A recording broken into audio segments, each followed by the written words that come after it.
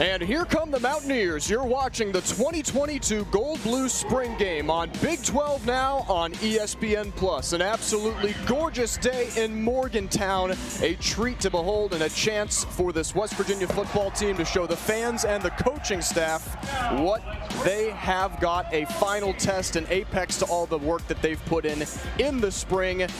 Something to show for, something to work for, and it all culminates into this afternoon's contest, a more traditional look.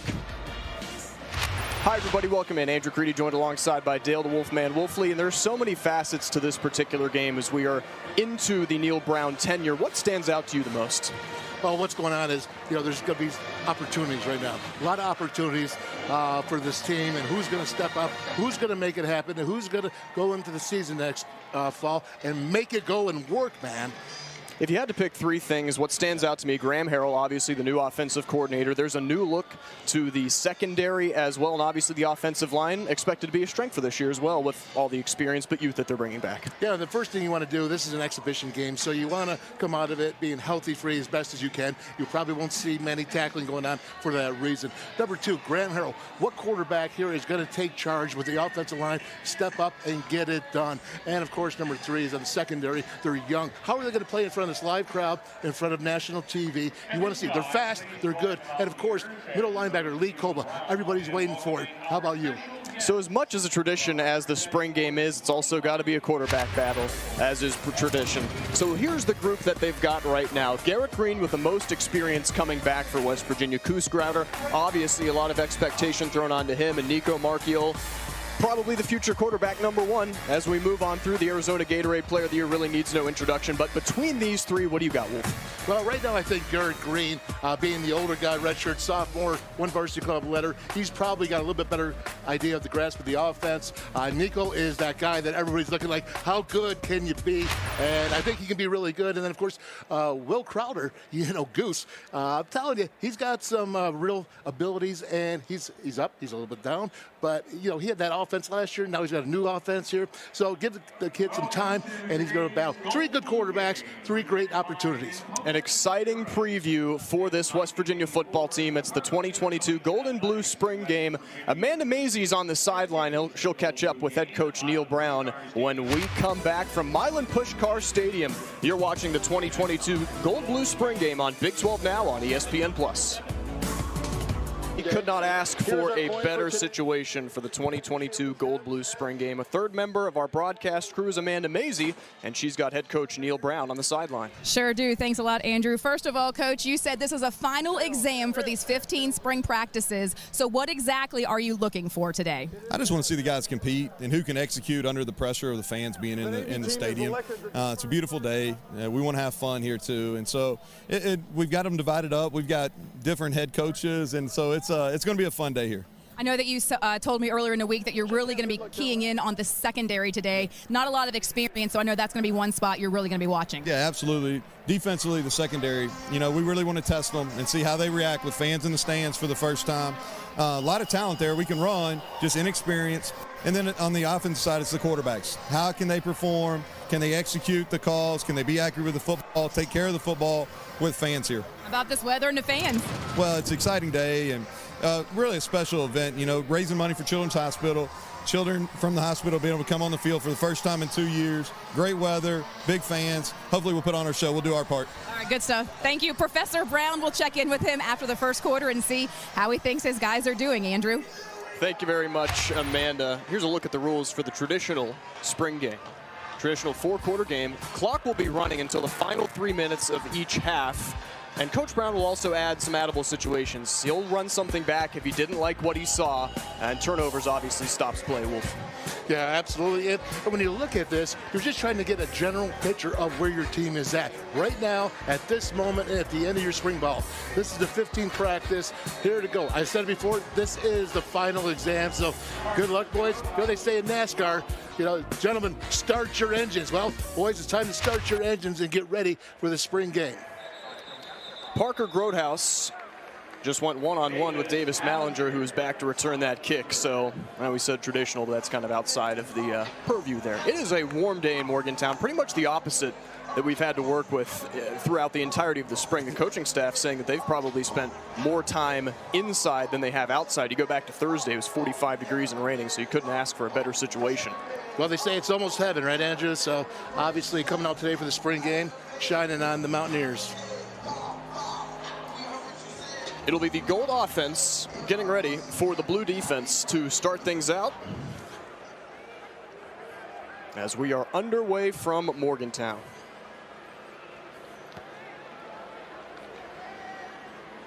Correct me if I'm wrong, that's Will Crowder to start things out for West Virginia. Little play action toss, outside of the flats, outside of the numbers, and caught for a nice gain. That's enough for a first down, and it's Reese Smith with the grab, the redshirt sophomore from Hey, look at this coverage Kentucky. on the flat. Check it out. Will Crowder moving the pocket right off the bat. Hey, here's a little bit of Graham Harrell's offense right off the bat for you. Graham Harrell, his first year at West Virginia, spent the prior 3 years at USC, bringing his air raid philosophy to Morgantown, saying that it's simple enough for the offense to not have to change or think too much, but for the defense, one look can present 10 different options. Crowder again takes the snap, throws downfield, coming back for it is Preston Fox, who makes the grab. The Morgantown kid down to about the 11-yard line. Check this out. Watch the ball. Hey, play action pass. Will Crowder going 2 for 2 right off the bat. Preston Fox, they say all he does is catch the ball. Beating Naeem Muhammad on the coverage that time. And the deal with Preston Fox, he can catch anything that you throw his way, but can he get open enough to present those opportunities? Yeah, this Morgantown native redshirt sophomore, he's ready to roll.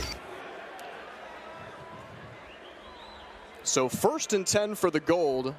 They'll mark him down at about the 13-yard line. Crowder takes the snap, end around give. Smith again.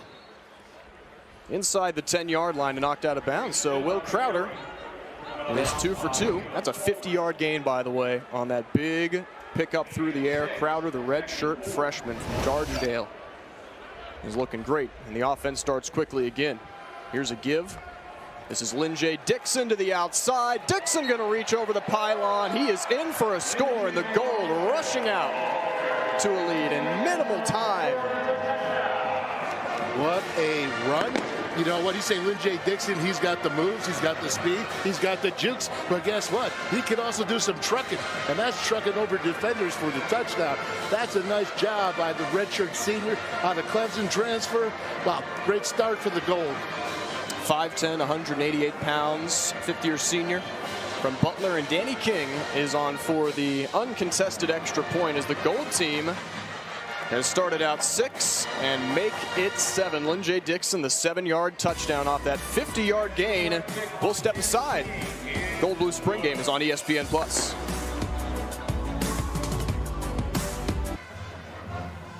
Welcome back to the annual Gold Blue Spring Game. Gold up already 7-0. This game is about football, but it's about so much more. Joining me now from WVU Medicine Children's is Jeff Hostetler and Steve Antline. And first of all, Jeff, you guys have raised almost $800,000 through the years with this event. How special is it for the kids who get to come on the field before the game and just all the money raised?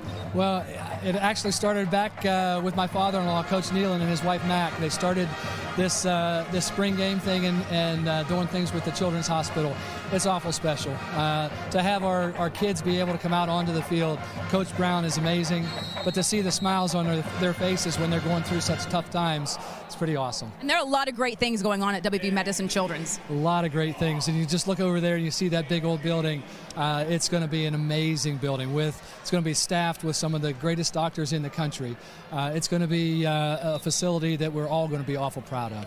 All right, the other co-chair, Steve Antline. Steve, first of all, you guys had a stuffed animal drive before the game. Just talk about how special it is, what these fans bring to this game. Yeah, thank you. It's incredibly special because the fans get to interact with the kids, make a difference, and it means so much to the children to see the players, and it gives them inspiration and hope, and they get excited about it. So how nice is this partnership? You have the football field, the stadium right next to the hospital. It's been a great partnership, and Neil Brown and his staff have embraced it, very big part of it. And it helps the players so much to go see the kids And the kids, of course, get a lot out of it, too, as they're trying to get better. So. Absolutely. Steve and Jeff, thank you so much for joining me, and thank you so much for what you guys are doing for WVU Medicine Children's. A lot of great stuff going on over there just on the other side of the stadium, Andrew. Thank you very much, Amanda. And back to the action. Garrett Green is out there as he completes that pass to Bryce Ford-Wheaton. We'll also hear from Chief Operating Officer of WVU Medicine Children's, Amy Bush, a little later on during halftime. So, Wolf, how about that first frame for the Gold offense? Will Crowder, 4 plays, 75 yards, turns into a score. Pretty impressive. 2 impressive throws, 2 impressive catches, and nice start, man. It's what you want to see. Who's going to perform under pressure? So Garrett Green is out there right now for West Virginia. Both West Virginias. Pretty redundant to say at this point, but he's in the white uniform, so he'll take the step. He'll try a long ball down the far sideline. That pass is going to be caught by Caden Prather. 6'4" sophomore. High ceiling for this kid. He shows it.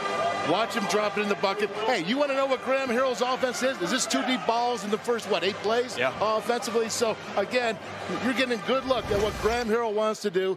Run the ball, throw the ball, and then take your shots. Beating Andrew Wilson Lamp, the redshirt freshman, on the coverage that time. That goes for 34 yards.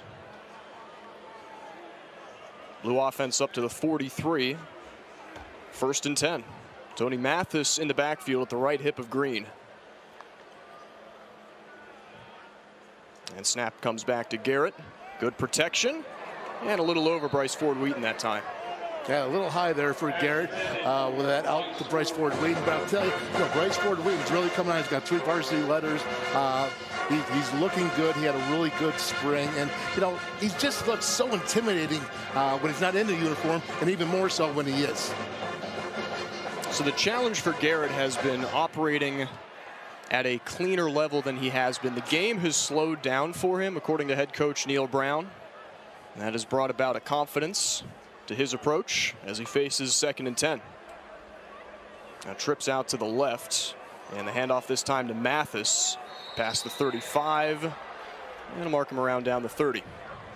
Again, you can see that they're not tackling right now because obviously keeping Tony Mathis, Magic Mathis, I should say, healthy is key. So again, I like the calls. I like the fact they're going full go until you get to the point of contact. No tackling.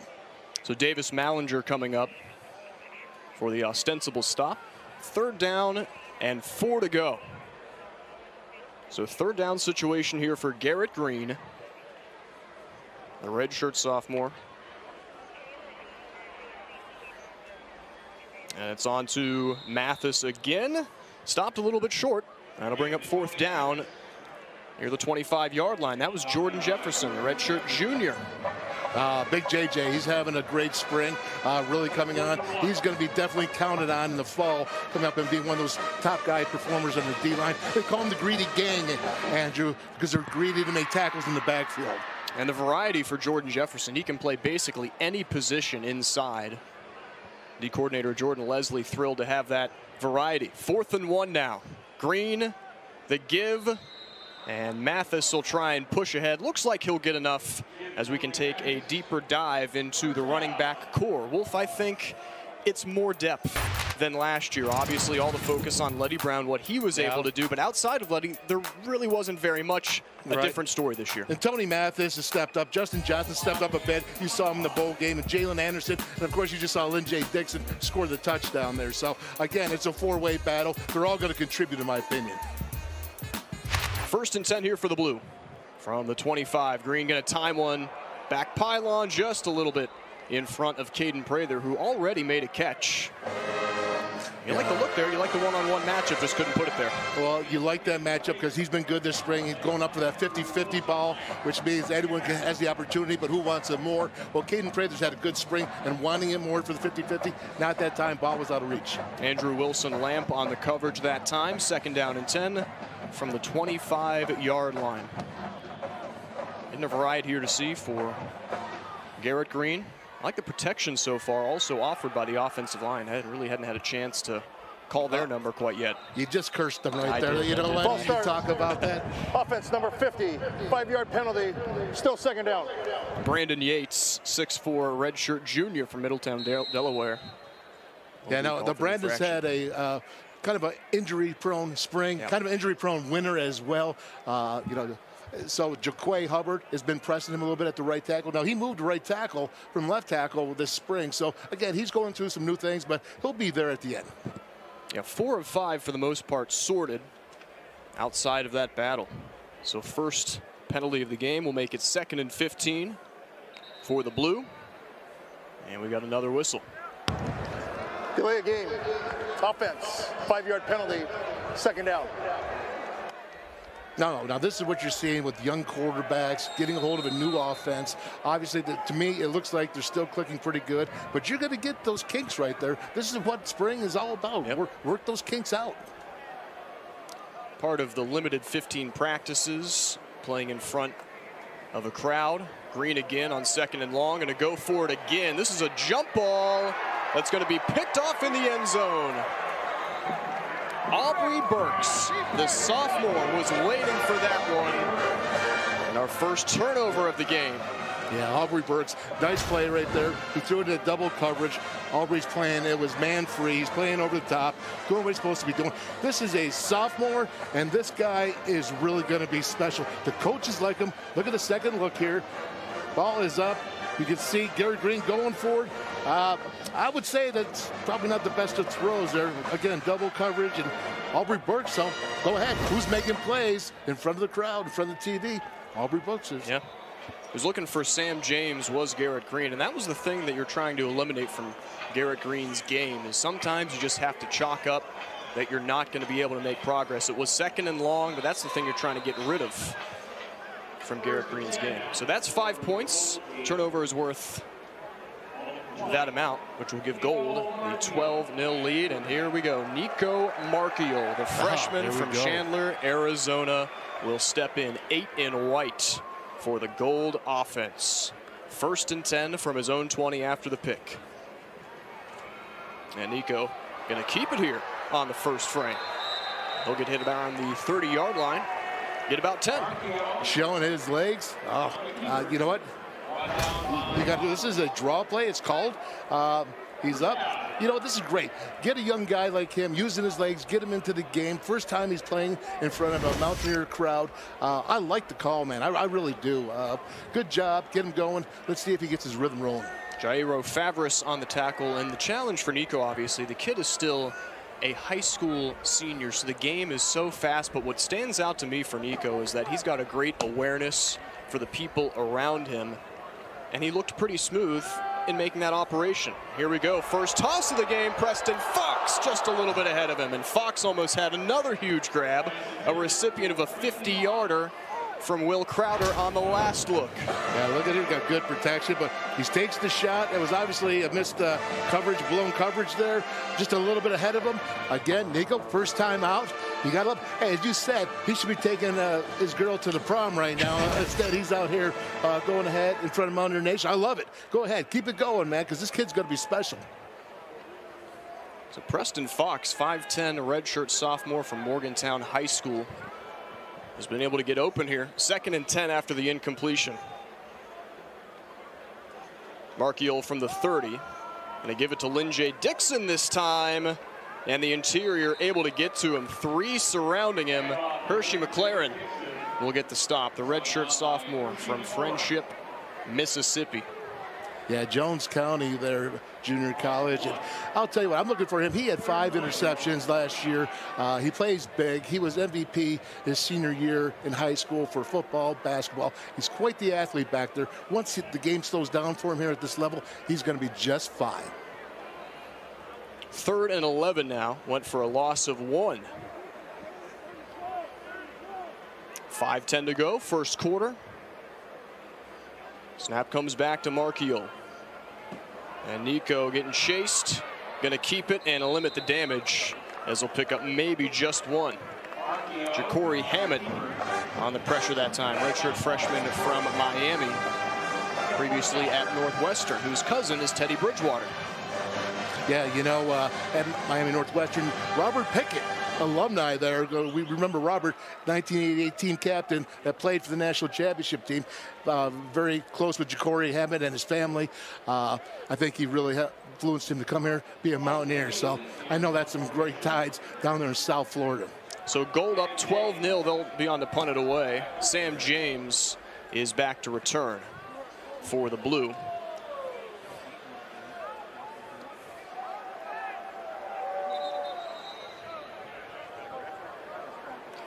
All right, so obviously a lot of new names, a lot of ins and outs, the transfer portal changing the dynamic of college football in a big way. So earlier this spring, this is what head coach Neil Brown had to say about it. I'm not against the portal, but there have to be boundaries. Not saying anything new that hasn't been said before. As college athletics stands, they have free agency 365, 24/7 now, and that's different from any other enterprise. So that's what it is, free agency. Need some time frames around free agency, kind of have to have some regulations. So he's got what he has in front of him. So what does that mean? It means you got to have windows, and that the NFL has free agency windows, and college football needs it as well.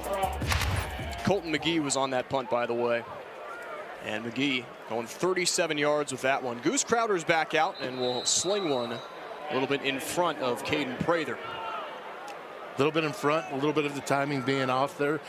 Again, I like overall the basic coverage or protection that I've seen from both sides of the offense is pretty good so far. So moving on through this moving clock, quarter number 1. 3:50 to go. At the 7-yard touchdown for Lynn J. Dixon. Make it 7-0, and then an interception thrown by Garrett Green to make it 12. Worth 5 points. 2nd and 10 for Goose Crowder. Finds his man, Ford Wheaton, just shy of the 40-yard line. I like that play there for Goose again. It was 5-yard out, short. Bryce Ford Wheaton, you never know what he can do catching the ball and then yards after catch. The yak, man. That's what Bryce Ford Wheaton's really good at, and what I see from him this spring excelling at. Will Crowder is already 4 for 5, has thrown for over 70 yards up to this point, now facing a 3rd and 4.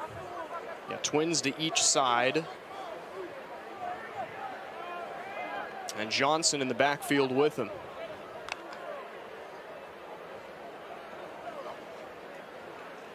Crowder gonna adjust here. On the run, finds his man near the sticks, caught by Prather. There you go, Caden Prather. Protection broke down a little bit. He had to move. You see Caden Prather going ahead. Yep, checking his receivers. There you go. That's good. That's patience. And keeping his eyes downfield while he's running. I like that. That's very, very good signs out of a young quarterback. So Marcus Floyd was there on the coverage. So far, so good for Will Crowder, and that will move the sticks. 1st and 10 up to the 43-yard line. I think, Wolf, you can already see this Graham Harrell offense starting to develop and starting to flow. Yes, you've had your hiccups, but up to this point, it's looked very good and looks different from last year for sure. Well, absolutely. And then you see, of course, that he's been doing the deep shots down the field. You gotta love it. I find it exciting. I find it an opportunity. If the quarterbacks can get those receivers the ball, then they have a 50-50 chance to go ahead and get it. And I like our chances when that happens. So we should get Coach Neil Brown in about a minute as this clock continues to roll down here. Gold 12. Blue 0 after the gain of 3 and stopped by Justin Jefferson. It's Crowder again. Here's the snap and the give to Justin Johnson. And Johnson going to power forward. Whistle blows. Looks like he'll be a yard short. Or maybe they will move the chains. And a lot of that push due to the guys up front. Let's watch him right here. And watch Justin Johnson behind those big guys. You see that jump cut right there. I'm going to start calling him Justin Jump Cut Johnson because he can leave some guys with some broken ankles on the defense. Triple J, I like it. Lee Koba was there. And it is enough for the 1st down. 55 seconds to go, under a minute in quarter number 1. Snap from the right hash. Crowder on the jailbreak screen, caught by Ford Wheaton. And whistle will blow at about the 35-yard line, which is where he was surrounded. Lance Dixon, redshirt junior for the Mountaineers. and 36 tackles in 2021. This is BFW, Bryce Ford Wheaton at his best. Again, yards after catch. He catches that screen. It was jailbreak. Good blocking up front by the offensive line, getting to those secondary defenders. Nice game. That'll go for 13 yards with 20 seconds to go. So maybe one final snap for the Blue, trying to work their way back into this game. A lot of time left, but are in that 12-0 hole. With 5 seconds to go, Crowder the snap. Goose going for it down the far sideline, and Prather the intended target that time. Couldn't go back to a good coverage from Andrew Wilson Lamp, who's had a lot of passes thrown his way here in this first quarter and shows out. Yeah, he's had a lot of passes thrown his way this spring because he's young. He's 6'2". He's only about 174 pounds, but he's got a lot of potential. He's out of Massillon, Ohio, Washington High School. 6'2", again, cornerback, 6'2". You got to like it, Andrew. He's only going to get better. He's only going to get bigger. Dante Wright, big fan of the athleticism and the length of his secondary, and that'll be it for quarter number one. We'll go down to Amanda Mazie with Coach Brown. All right, Professor Brown, assess the first quarter. Yeah, I think if you start with the Gold offense, I thought they had a really nice first drive. Will, Crowd, Goose, I thought he threw a nice deep ball. Preston Fox had a ton of plays during spring practice, and he showed up again today, made a big play. Lynn J bounced a run. We wanted to get him some touches today, so that was important. And then I thought the Blue defense, little bend. Caden Prather made a couple nice plays. Bryce Wheaton's made a couple nice plays. But then Garrett lost the safety there through the interception. Aubrey Burks, again, a guy that we have a lot of faith in. It's going to be a true sophomore that's going to start there at safety. He made a really nice play on the pick. All right, thanks a lot, Coach. We'll catch up with you after the second quarter. Appreciate it. Andrew? Yeah, that's it for quarter number one as we'll step aside. 12-0 Gold leading the Blue after one frame. You're watching the 2022 Gold Blue Spring Game on Big 12 Now on ESPN+.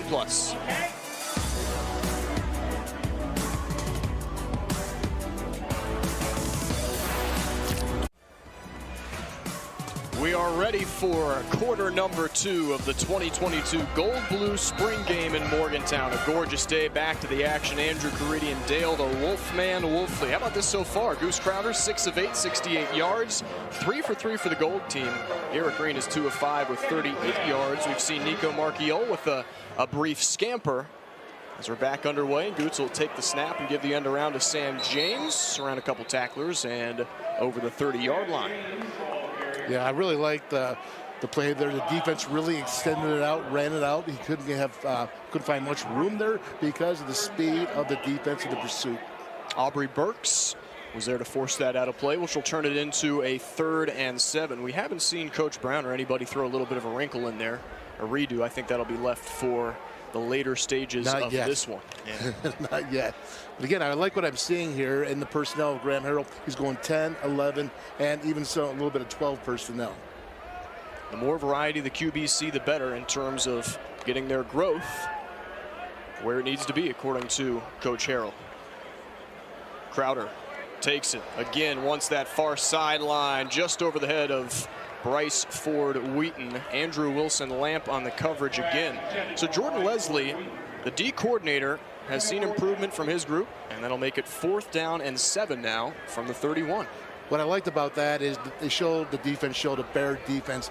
Means that the outside receivers have one-on-one coverage, and he took the deep shot. Quarterback recognized that. Quarterback saw it. Quarterback took it.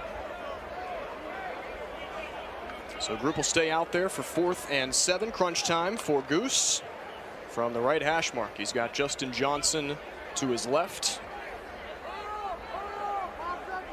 See some changes being made on both sides of the ball. Snap comes back.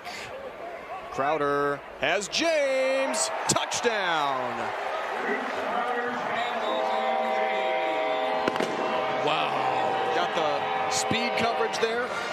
Over the top of the linebacker, Lance Dixon. It goes for 31 in the score. You talk about dropping in the bucket. That's 2 of them right there. Unbelievable. Let's check this out from behind. Nice ball, nice touch. Watch it. This is a full-on blitz right here, so it is man coverage. Goose recognizes it, sees Sam James. There's Lance Dixon. Obviously, he's a fast guy, but he's not as fast as Sam James. Great one-on-one, recognized it, took advantage. They gave Sam James the unsportsmanlike conduct penalty for his territorial marking. I bet you he's going over to see Coach Brown right now. Yeah, I'm trying to figure out whether that's something he'll regret or not. Guys are just having fun. It's a spring game, right? But Casey Legg now will be challenged for a little bit more length on this extra point, but usually no trouble for Mr. Legg. But blue is on the board. We'll see if they add the one more. And they do, no doubt. 12-7 game, 13-10 to go in quarter number 2.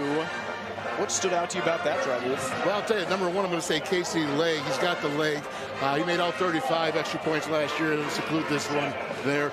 I tell you, again, I'm going to just keep saying I like what Grant Harrell's doing in the offense and how he's setting things up. He's got the run, he's got the screen, he's got playing the medium chain gang, which is 5 yards, 6 yards out, and then he's taking the deep ball. So he's playing a game of chess, and I like what he's doing so far. Pretty cool. All right, let's get a blast from the past. Amanda Mazey is with the guy you might recognize, Trayvon Wesco. Amanda. How about this guy, Trayvon Wesco, 4th year with the Jets coming up. How does it feel to be back with the Mountaineers? Oh, it's always good to come back home. I'm amazed at how everything's changed in the locker room and thing. It's for the good, though, definitely, for sure. I know you try to come back a lot. I saw you at a basketball game this year. Just talk about what it means to be a Mountaineer and to come back. It's always a special place. It means everything to me since, I've been watching since I was like this tall. So it's a special thing for me to be able to come back and enjoy it and watch players, grow and stuff like that. A couple of people I played with, like Bryce Ford Wheaton, Sam James, to see them grow and grow up, it's a good deal. Put your coach's hat on here. What do you think so far? It's a good show. I like it. I ain't much of a coach yet. I ain't retired yet. And we hope not for a long time. Trayvon, thank you so much for joining us. Good luck this year. Andrew. Thanks, Amanda. I have seen Trayvon around downtown, out and about, man of the people, Musselman High School product.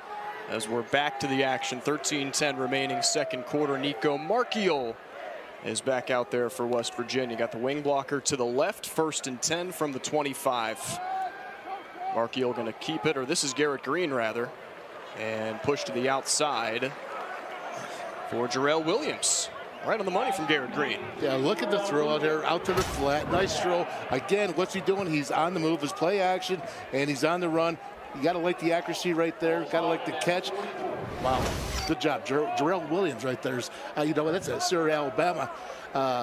Saraland, Alabama kid, and he looks to be really going to be special. I like the confidence on that toss from Green. Move it up to the 44-yard line. As Garrett again.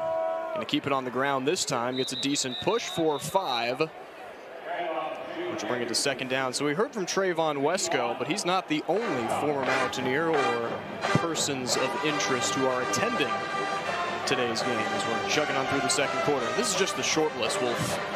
Who's Adam Jones? Oh, Pac-Man. I knew who that was. Major Harris also here. Carl Joseph, who inspired Lee Koba to wear number 8, Tony Fields, and the unforgettable Will Greer. And Will, allegedly, will be visiting with us. You remember Trayvon Wesco against TCU when he knocked the actual logo off TCU's helmet? Remember that? Sparkles in the air. That's right.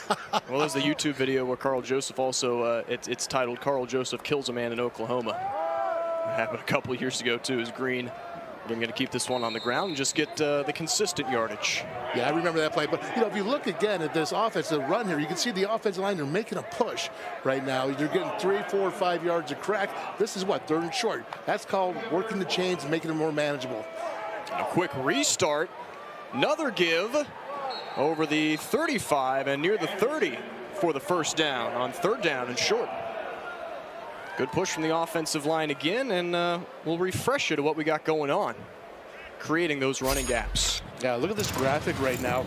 The offensive line, you got Yates, you got Nestor, Frazier, Committer, who's a redshirt senior, and Wyatt Meelam. Well, I got to tell you, I want to talk about this young guy here in the upcoming game here, because this guy is going to be something special. I put my stamp on it. I guarantee it. 5-yard gain to move the chains to 1st down and 10 for Garrett Green. And the goal this time busted up in the backfield. Not much running room. But for Matt Moore, offensive line coach in his 3rd year, has improved the physicality and pad level for his guys. Maturity has also come into the fray. Part of that conversation, and there's so much experience but so much youth at the same time. So what he can hope for, not just this year but in the years following, if you can keep a group that has worked together for some time so long, it's not often where you can get 5th-year, 6th-year guys all stuck around. That could be something lethal. It's pretty unusual. Yeah. I hope to make the most out of that for sure. Green again on 2nd and 9, going to try and time one to the far sideline. Looking for Reese Smith. So again, Garrett Green, what are you looking for coming through the spring ball? You wanted to get what? A little more consistency. So again, you've seen some really good touches by him and a couple overthrows. So again, he needs to keep going in that groove and take charge and make some more accurate passes. I'll bring up 3rd down and 9. Again, the rolling clock rule up until the final 3 minutes of each half. Gold 12, blue 7. Lynn J. Dixon's got a touchdown, as does Sam James. And an interception for the Gold is the +5 advantage. Snap comes back to Green. Tosses one out of the hands of his intended receiver, Reese Smith. Nearly picked off. He threaded that needle, but just off the hands. Yeah, a little bit behind Reese there. And, you know, Reese usually has sure hands. And that time he was not able to come up with it. A little bit fast, a little bit hard. But, again, Green needs to put it out in front of him, not behind him. But, again, the protection is there for the group. And that's what Coach Harrell said has been the most fun to work with in terms of his offensive lineup. Said many snaps as they've had, you can really have protection for your quarterback. They're really far along. Won't normally get that coming to a new place. 4th and 9. And we'll get a flag thrown. You know, when you think about it. False start. Offense number 65. 5-yard penalty. Still 4th down. Donovan Beaver. Yeah, when you think about it, offensive line wins games for you, as well as the defensive line can. And right now, West Virginia is poised and set to have a good offensive line, good enough in the Big 12 to be top 3, maybe even top 2 in the Big 12. So that's going to be a real big advantage for the quarterbacks and the running backs, and especially for a guy like Graham Harrell who gets to call the plays. So Danny King, redshirt sophomore, will try his hand at this one. It's got the distance. Does it have the accuracy? No, it does not. Just a little bit wide. So with 8 minutes to go in quarter number 2, it's Gold 12, blue 7. We'll take a break on Big 12 Now on ESPN+.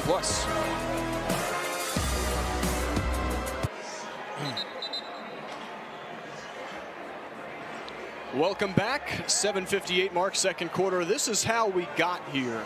12-7 Gold versus blue as we are ready to get back going. We'll get you that highlight package in just a little bit. Can't miss the action. But this is where we got. Will Crowder's looked awesome.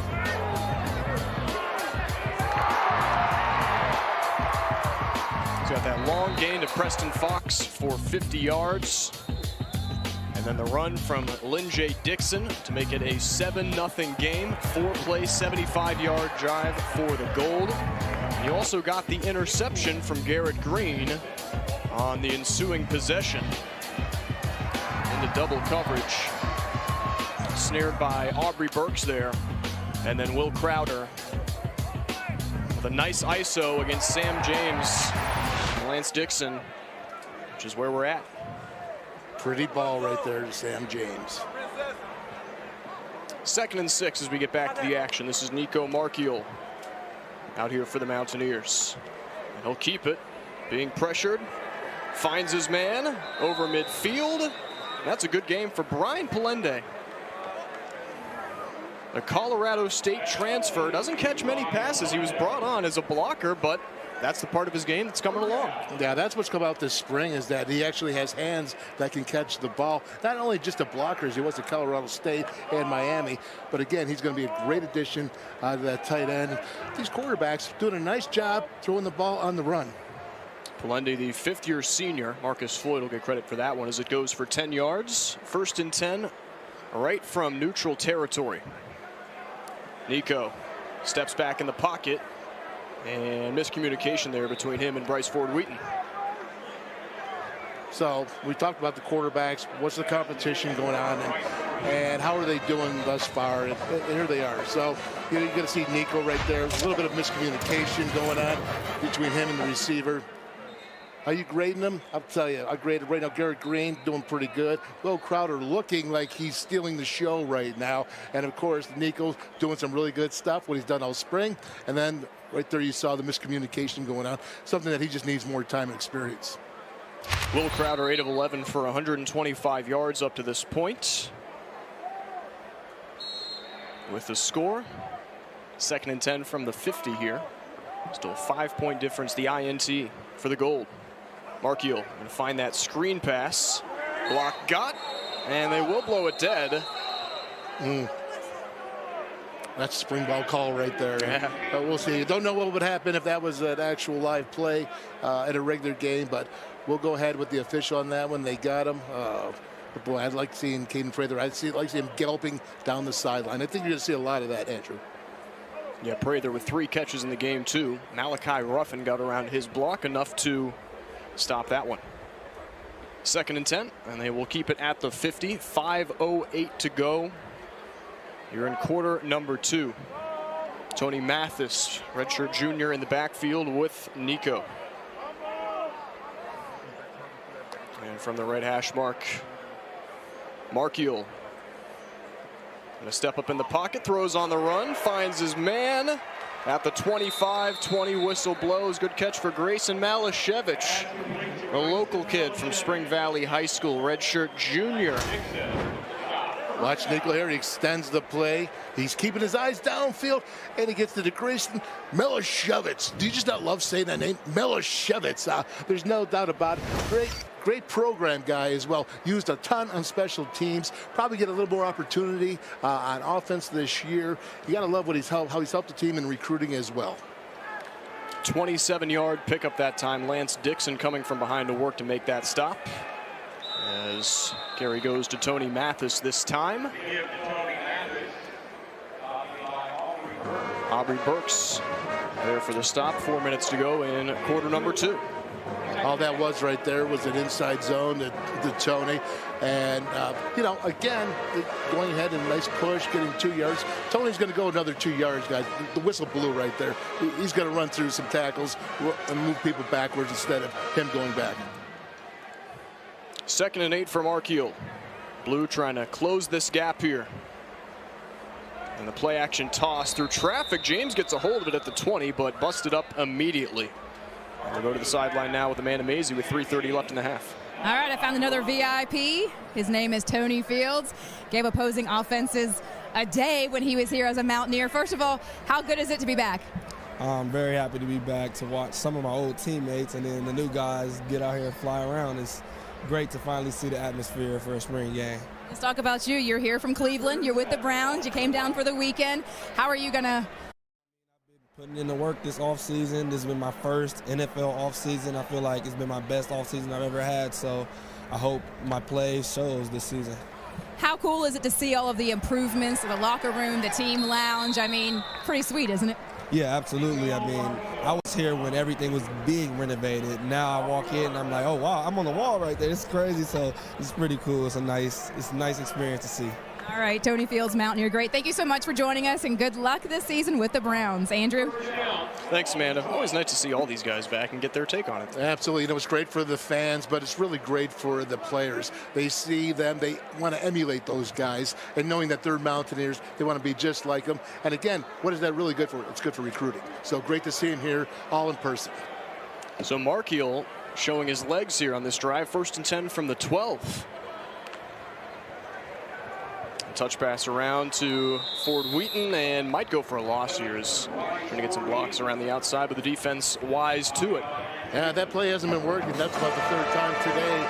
The defense has stretched it out for no or minus yardage there. So good job. You know what that means? That means they can run the field, and that means that they're fast and they got speed. So good sign for the defense there and running that play down. Clock is stopped with 2:31 left. That's the rule inside of 3 minutes. We're almost to halftime. It's been that quick. We've had our good moments to celebrate. 2nd and 10. No loss of yards on the previous play. Markiel from the right hash. Nico steps up, finds his man inside the 10-yard line. That's Caden Prather again. Well, right now in the red zone, you're looking for a young guy trying to figure out when the field gets all tight because it's all short right there. So again, you're looking at some 5-yard hitches, 5-yard outs, something to move the ball into that red zone and get an easier play for a young quarterback. So again, this is a final exam right here. This is red zone. Nico Marchiol in the red zone. How is he going to do? Is he going to make a touchdown? Is he going to make the plays? This is all final exam. This is why you do a spring game. It's exciting. 3rd and 5 now. And Nico punched this one in. Marchiol, time to throw. Gonna go for it. Touchdown, Nico Marchiol. Oh my, you know what that reminded me of? 70 quarterback draw, Major Harris goes back. He was under center. It's the only difference. Going back, the field opens wide. The Red Sea opens, and there goes Nico Marchiol using his legs. You know what? 1,300 rushing yards at Hamilton High School in Phoenix, Arizona. Or I should say Chandler, right outside of Phoenix there. Again, that's why he was the Gatorade Player of the Year in Arizona and won so many awards. Nico Marchiol, welcome to Motown.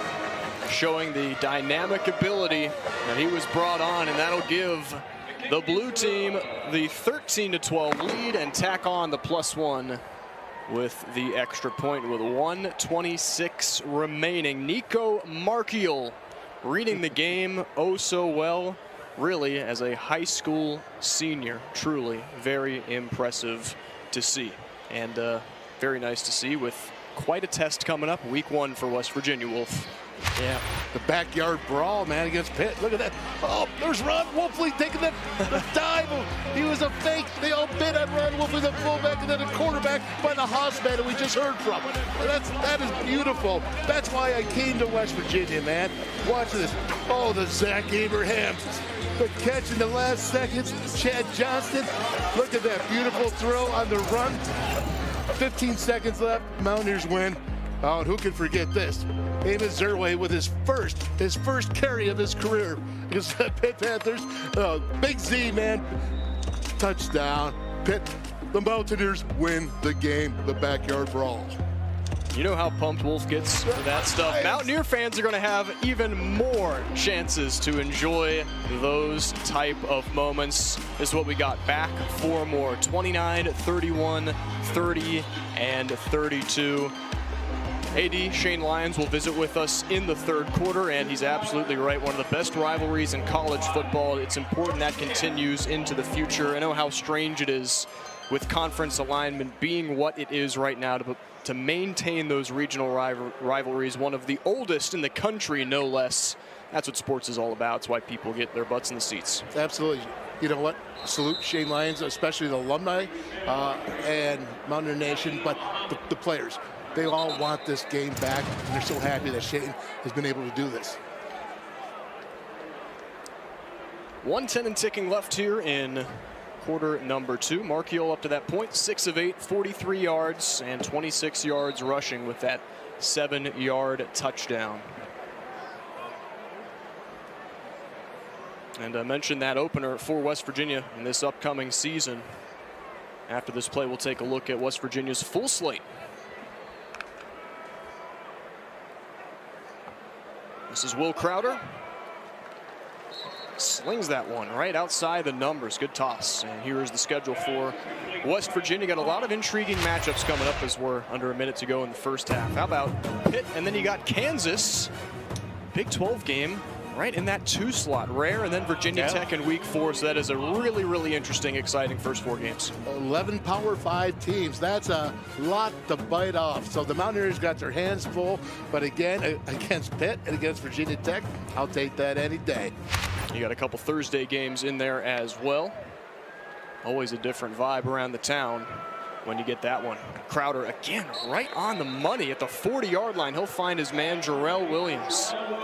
So these are the moments we have seen the quarterback stand out and show what they've got. Goose Crowder in front of the crowd. A culmination of all the work that he's put in, and man, he is slinging it right now. Yeah, Goose is going to throw that ball away right there. Good idea. Everybody was covered. But again, going back to what you just said with the accuracy that he's doing. Now, he's had a good spring, but he's also had some days where he's trying to figure stuff out. And right now, this is the best I've seen Goose Crowder in his career at WVU. Yeah, despite the incompletion, like you said, it's just as much decision making as it is about making positive plays. That'll bring up 2nd and 10. 42 seconds to go. Marked down at the 40-yard line. Pressure comes from the defense. Good protection. And again, just got to get rid of that one. 3rd down. Yeah, if you look at that play right there, eventually Linnell Carr got in there to put pressure on him. And Linnell Carr had a really good spring. Coach Neil Brown has said that him and Jared Bartlett are the 2 most improved defensive players this spring. So again, looking at these young guys getting out here, right there, he performed. He made him throw the ball away. Good job, LC. Offense is finding those gaps, but it seems like the defense is working quickly. Playing a lot cleaner and fundamental football on the defensive side, according to Coach Leslie. 3rd and 10. Blue brings 5. Crowder steps up. Preston Fox at the 20-yard line pulls it in with one hand. All he does is catch the football. Preston Fox. Let's take a look here at the end of the play. Slow motion. A little bit of a push there, but he got away with it. Getting the catch. Oh, those look like some sticky gloves right there. 40-yard pickup. Here he is again at the 10-yard line. Not slowing down. Preston Fox, take a bow. I'll tell you what, Will Crowder and Preston Fox got a connection going on right now. And timeout. Defense. They're first of the half. As the defense wants to put a pause on it with 18 seconds to go. Yeah, I mean, we weren't kidding. How about this? Preston Fox, 4 catches, 97 yards up to this point. Coming up at halftime, awards presentation, Iron Mountaineer Award being given out, and also the Nikolic Memorial. And we'll also get more and celebrate the advancement of WVU Medicine's Children's Hospital, which is what this day is all about. Donations going forward. We got a shot of the Children's Hospital right outside Milan Pushkar Stadium. New additions, new colors.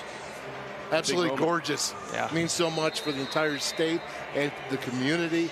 I can't tell you how much it means to former Mountaineers that played here, alumni through Coach Nealon. They were taught to go ahead and support, and for 40-some years later, it's still going on to this day. It's a wonderful thing to see. So after the first down from Preston Fox and Goose Crowder, 1st and goal from the 10. Goose looks, going to flip it out, and that's off the hands of his intended target. Jalen Anderson. I'm impressed with Goose so far, but I'm telling you, that's the first bad pass that I've seen him throw all day long. So I'm sure he wants that one back. Let's see what he can do here. Again, here's another red zone, Andrew. Again, pass fail. What are you going to do on your final exam, right? We saw Markiol come up with a touchdown in his last frame. And we'll see what Goose can do with 14 seconds here. 14-12 game. Blue up 2. For the goal, it was a touchdown and an interception. 2 scores for the blue team. Out of the gun. Blitz comes. Crowder on the run, threw it underneath of Preston Fox. Good pressure from the defense to force that incompletion. Let's watch the push right now up the middle. He picked him up, but he picked him up too late. Made Crowder get out of the pocket. You know, poor throw. Jairo Favres, the Flying Dutchman from Amsterdam. There to pressure the quarterback. Any chance you can get that nickname thrown in there, that's great. I love it. Absolutely love it. Again, red zone right now, so here we go, 3rd down. What can you do? The final exam culminating into the spring game challenge. Crowder, 3rd and goal from the 10, going to time one to the pylon. And we got some interference there. Jarrell Williams was the intended target. Pass interference. Defense number 4. Will be against Foul the happened in the defense. end zone. Ball will be placed on the 2-yard line. Automatic first down. This looks like a pretty easy call right here. Throws the ball up, get up there. They're both hand pushing, fighting. He's prohibiting it. Yeah, not bad for the freshman right there. Again, Saraland, Alabama. This is a good-looking young receiver. I look forward to seeing what he's going to be able to do here in the future. Tyron Woodby whistled for the infraction that time as we'll take the guaranteed points here. Danny King will push that one through the uprights, which will be the final play of the half. And that'll bring us to the break. Gold team 15 and the blue team 14. So that'll bring us to a break. More to come during halftime here. We got some content and interviews coming up. And Wolf, your thoughts about half number one? You had your big moments. I'm telling you, I'm really enjoying how Graham Harrell is calling these two offenses here, and he's really doing a nice job of watching it. I really like the play calling. I like how they're setting things up. He's playing chess. He's giving you the ground game. He's giving you the screens, the medium throws, and then he's going for the deep ball, giving you all things. You have to stay on your toes as a defense. There's Mary Roush, the new Mountaineer mascot for 2022, and Amanda Mazey has head coach Neil Brown.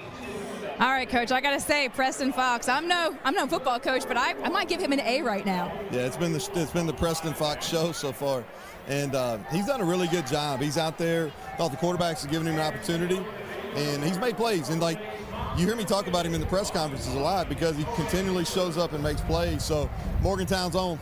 A lot of those plays are not made possible without the great play of the offensive line as well. We are, and some of that is on defense. We're not moving the front. We're not blitzing. So, but our offensive line is doing a nice job, and we expect a lot of those guys, a lot of returning starters up front, and so proud of how they played so far. All right, thanks a lot, Coach. We'll see you at the end of the third. Andrew? Thanks, Amanda. 1-point game at the half. Gold 15, blue 14. Fun times and awards coming up during halftime here. We'll step aside. The 2022 Gold Blue Spring Game is on ESPN+.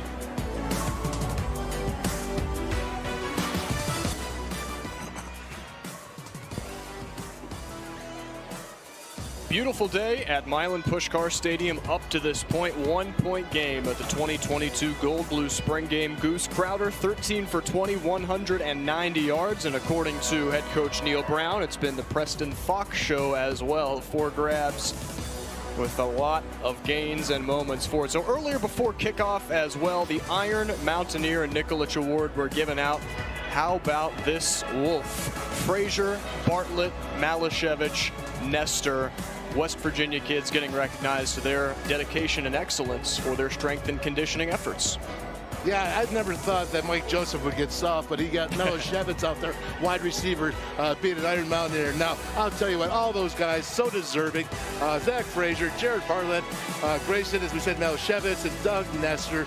You know, right there, you see 3 West Virginia boys, and Jared Bartlett as well. But again, Mike Joseph loves to get on these West Virginia kids especially. He gets on the harder.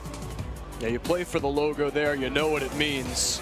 So congratulations to all of them. And also the Tom Nikolic Memorial Award honors the most dedicated walk-on player in the WVU program.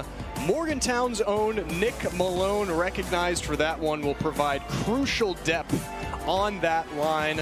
You know, when you go through a season, you're going to have injuries, you're going to have moments where you need to fill guys in, and Nick Malone has proven himself to be one of the most improved players. Yeah, you know, Nick Malone and my son played together at Morgantown High School, so this is really special for me to see him excel as he has. I'm really proud of him. I'm happy for the Malone family, know him, all great people in the community. You see Nick getting that Tom Nikolic Award. Last year was Grayson Malashevich, and he was an Iron Man as well. So again, look at all these West Virginia boys doing what it takes to contribute to the program. All right, when we come back, we will be joined with Chief Operator.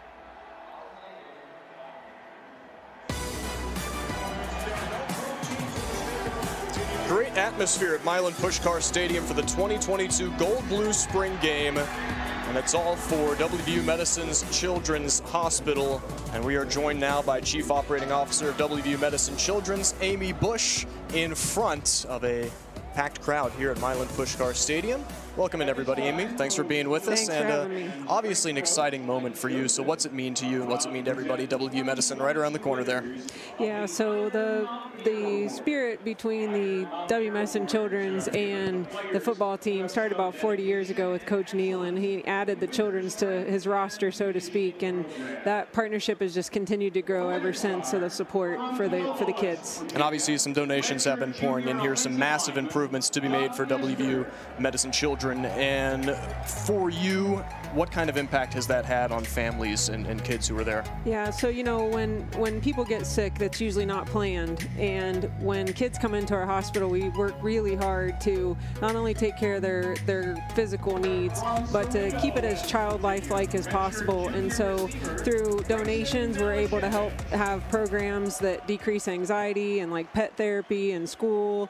But we also help the families with economic situations, might be gas cards, meals, lodging, and then more than that is the players that come and they visit the kids, and it just takes their mind off of something very tragic, and it's inspiring for them just to keep on fighting. Yeah, for certain. We're with Amy Bush, COO of WVU Medicine Children's, and we do have some numbers for you. So serving over 46,000 children from West Virginia's every county, surrounding states as well, Pennsylvania, Maryland, and Ohio.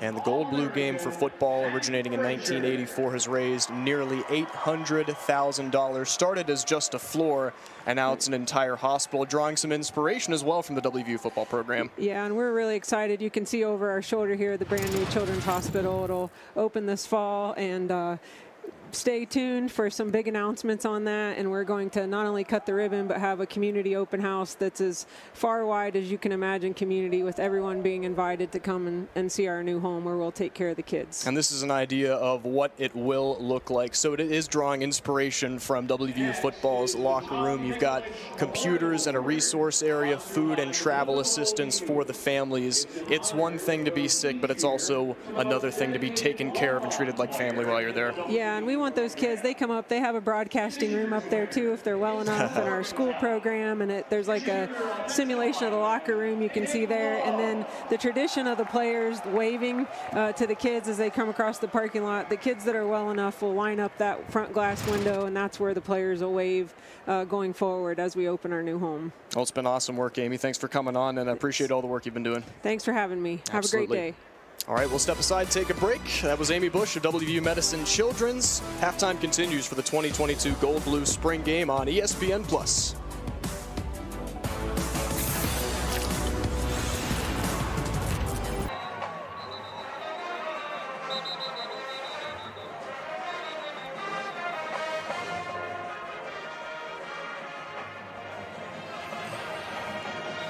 Halftime activities at the 2022 Gold Blue Spring Game just wrapping up. We had some fun quarterback competitions where we had Garrett Green, Nico Marchiol, and Goose Crowder tossing some passes to some students and sort of carrying on what they've been able to do in this game so far. Highlights from the first half of action here at Milan Puskar Stadium. Up to this point, Wolf, I think it's fair to say, Goose Crowder has been awesome, but Preston Cox has been awesome. Yeah, you see the yards after catch right there. Great job. Will Crowder really been accurate this first half of the game. And, of course, then you see here Lynn J. Dixon running over the defender. You know, he's not such a big guy, but he plays big, so that's a great sign there.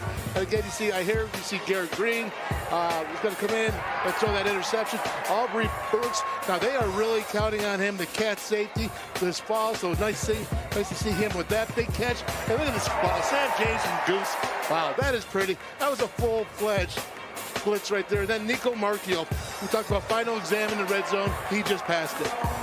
So Nico Marchiol and Goose Crowder and Garrett Green all looking good up to this point. There's head coach Neil Brown ready to go for half number 2 and quarter number 3 as we get our kickoff coming up. So what do you think is going to change here in half number 2 as Danny King ready to kick off? I think they're going to get some younger guys in there, going to have some opportunity to play. But if you want to go back and you notice there, Coach Neil Brown, he's not calling defense, he's not calling offense or nor special teams. He seemed to be kind of like just enjoying the scene right there, seeing what his players could do, take it in, as a lot of head coaches do now, you know, because you are the CEO, and it's nice to see him in his first opportunity at CEO, and he seems to really be enjoying himself, and he's getting a lot of great evaluations going. All right, Garrett Green back out there for the blue team, trailing by just 1 point here as the spring game continues. Chance for Garrett to show his quality as we move on through. It would be a different role for Garrett Green this year, not playing behind Jarrett Dagey, brought in as that sort of third down or whatever you would want to call it, different look type of thing. He's got to be able to do it both. Kind of that wildcat. Now he's got to put it all together. And what he needs to do now is not get excited about what Goose just did in the first half. He's got to worry about his game, and that's where he's going to go out and perform well for doing that. Don't get caught up in what the other quarterback, the other players are doing, and that goes for every guy on the field right now. Mental toughness for Garrett Green has been one of his best assets. He is a competitor. He is a gamer. His compete level is unmatched. 1st and 10 from the 25. He'll keep it. He'll throw it. Man down the middle. It's Bryce Ford Wheaton at the 30-yard line. Perfectly touched to the Mountaineer receiver. Malachi Ruffin on the coverage. Great toss from Green. Look at right here. Okay, play action pass. We talk about 50-50. Right now it's 50-50. Who's going to get it, Bryce or the cornerback, Ruffin? Guess who got it? BFW. Very good. Green wants it again to the end zone. Bryce Ford Wheaton, touchdown. Back to back. Look at that. Just when we talked about Garrett Green not worrying about what Will Crowder did the first half, you see Garrett out there. So 2 big bombs. Again, what statement are we seeing from a Graham Harrell offense? Let's take a look at the replay. Again, play action pass. They bite down, one-on-one. 50-50. Once again, 2 plays in a row showing what do we mean by 50-50. That's exactly it. And that's what we didn't do last year. The Mountaineer offense is win those 50-50s. Right now, you see that these receivers are poised to make those plays. You got 2 plays and a 75-yard connection. Back-to-back. Garrett Green and Bryce Ford Wheaton for the score. Parker Grotehouse on for the extra point. He'll knock it in. The blue team is back on top, 21-15 with 14:23 to go. How about that? You really don't get much more efficient than what you got right there. I think the nickname for Graham Harrell's offense, Flare Raid. Flare Raid? Okay, I can go with as it's been described. You know what? I can go with that. What I'm seeing here right now is offensive guys, especially the skill, I would say, they're very happy because they're all getting touches and they're all making big plays. And that means a whole bunch good stuff coming for the offense. You know, good mojo going on right now. So again, it's very, very exciting, not only for the fans, but for the players themselves on the field. Casey Legg will kick off to Davis Mallinger, and that'll reach about the 10-yard line. And just to kind of further that conversation, the fluidity, the identity, the communication, and maturity has been a huge part of this offense and general team as a whole, which has been an improvement from last year. That's the consensus that I get from watching the interviews with these coaches. The reality is right now, all those guys in that locker room really like each other. They hang out with each other, not just in cliques, but in big, big groups. They like each other. They want each other to be successful, and that's how you build a team. All right, we're back to it. Matt Cavallaro, the 5'11 redshirt junior, has stepped into the game now for the Mountaineers. And just a reminder, we'll have a running clock up until the final 3 minutes of the half as we get started here from the 25. And that'll be a give to the left, just over the 30-yard line. So 21-15, blue over top of the gold right now. And joining us now, AD for West Virginia University. There we are. Shane Lyons joining us. Shane, thanks for taking the time, and great atmosphere once again. You know, the weather we've had was not a good indication of what we might have, but it couldn't turn out more perfect. Oh, it turned out to be a great day, Andrew, and it's just great to have people here. Great to be on the network and showing some of these athletes what we have, and they practiced all spring for.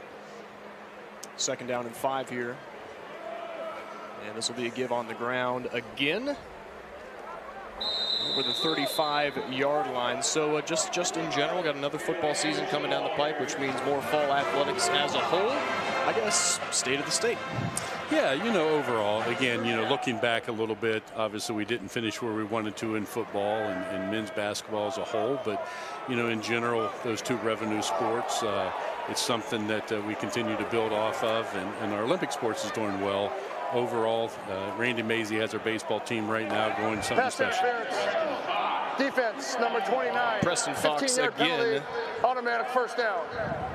We'll draw that pass interference call.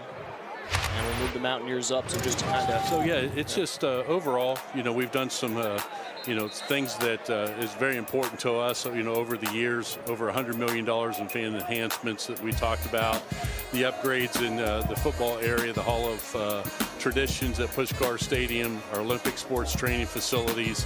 Bob Huggins, what can I say about Bob and being, finally named to the Hall of Fame. New basketball coach in Don Flitzel-White. And men's soccer program heading to the Sun Belt Conference, which is going to be a very competitive league.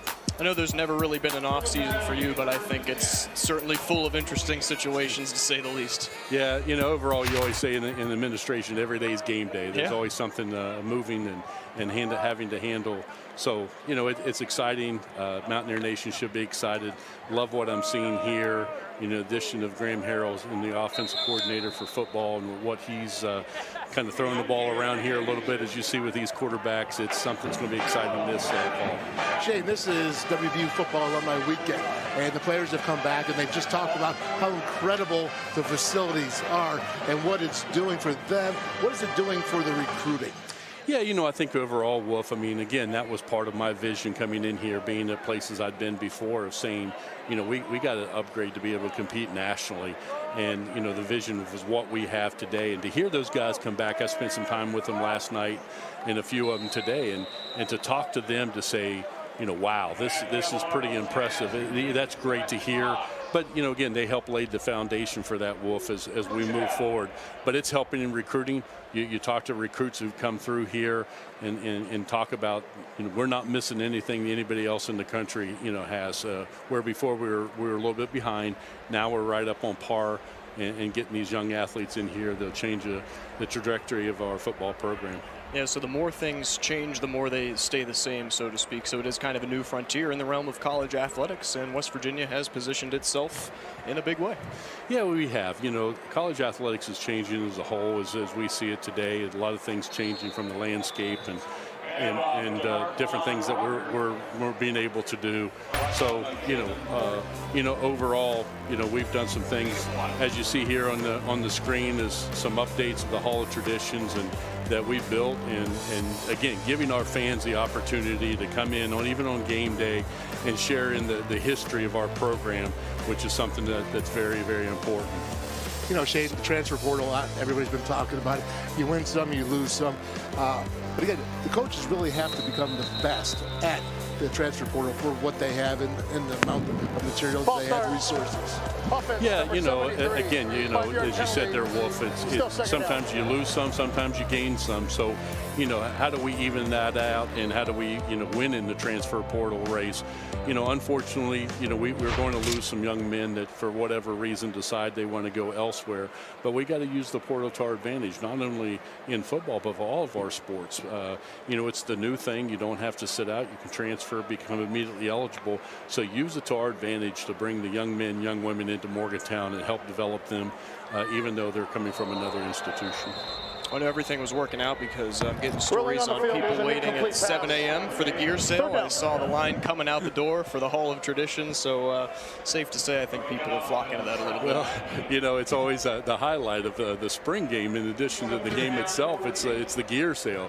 But obviously, in this industry, you gotta have enough gear, and then you have the surplus that every year or two we can come back out, sell that to our fans. I heard people are camping out overnight to be the first in line. So hopefully that was an enjoyable experience for them. But I've been told that a lot of the products have been picked over. 3rd and 14 here for the Gold team. Down 6. And we'll get a whistle. So I know it's a different type of situation, and there are many ways to become involved and cheer on your team. So best way to get tickets, or any way to get tickets? Yeah, again, WVUsports.com is the easiest way to go to our tickets. It's important to us to continue to, build off our season ticket sales and come out and support these young men. And they work so hard, and we're going to have some ups and downs like every football team, but they need our support. Our home field advantage is nothing like Mountaineer Field on game days, and to get 60,000 people in here cheering for these guys and what that means to them. It's hard in any league, especially in the Big 12, to go on the road. So we need to capitalize when we're at home and win those games that we have here at Mountaineer Field, and help winning that is by having support from the fans of Mountaineer Nation. We know they're working hard. We know you're working hard, and all the best, and appreciate the time. Athletic Director Shane Lyons joining us. Well, thanks, guys, and let's go Mountaineers. Right on. All right, guys, back to the action. 7:37 to go, third quarter here from Milan Puskar Stadium. 6-point game. I think as anyone could have guessed, Wolf, that it was going to be a tight one because you got a bunch of talent on both sides. Yeah, you kind of want that in a spring game. I'd hate to see a blowout because something's either you pick the wrong players then for each team, so they're not competitive. But again, here, that it's tight, so that means that these guys are competing with each other. And you know what, man? As Mike Joseph has it in the weight room, iron sharpens iron, man. And that's what this is, competition. And again, now it's in front of a crowd. You got the band here, and you got you and me here with ESPN Plus. So all in all, it's a good showing.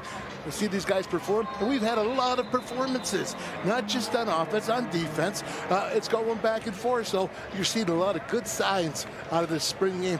And so far, well, I'm knocking on wood, but there you go. Injuries look pretty good right now. Speaking of individual performances, Preston Fox leading all receivers. He's got 117 yards through a half and change right now. Tony Mathis on the carry that time. And you know what I like about that? He just gained 3 yards before he even got touched, because they're blowing the whistle on him because they don't want him to get hurt, don't want him to get tackled. But again, look at that offensive line surge. Another good sign for this offensive line coming up for the Big 12.